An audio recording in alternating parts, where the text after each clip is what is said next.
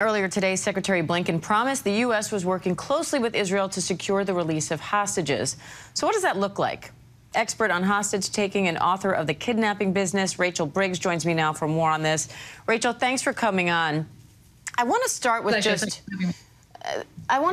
your reaction. What went through your head when you heard that Hamas had taken at least 100 people hostages? I mean, it's just extraordinary. We have seen mass hostage-taking cases previously in a number of different places, in Moscow, in Lima, in the first Gulf War. We may remember the human shields that were taken by Saddam Hussein. So it's not totally unprecedented, but this number, the way in which it was conducted, the fact that the hostages have been taken into the middle of a war zone, and as we've heard in some of your other reports from previous speakers sharing their experiences from on the ground, you know, some of these hostages arrived in captivity already injured or seriously ill. So I mean, it's just an extraordinary situation. We use the word unprecedented far too often, in my view, but I can't think of another appropriate word to use in this situation. Rachel, what's the motivation here for Hamas? Why take hostages? Why take this many? Why include women and children and the elderly in this?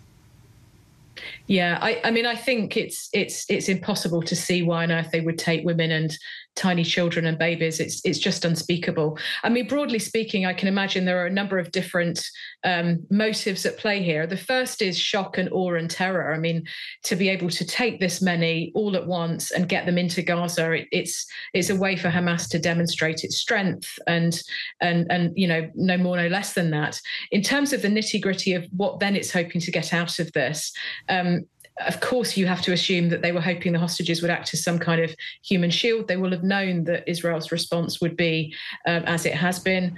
They will also be thinking that these individuals could be bargaining chips down the road. And, you know, we just don't know how this situation is going to play out and what use they may feel that they can get from these hostages. And doesn't it feel distasteful talking about human beings as bargaining chips and commodities? But unfortunately, that's what we're dealing with.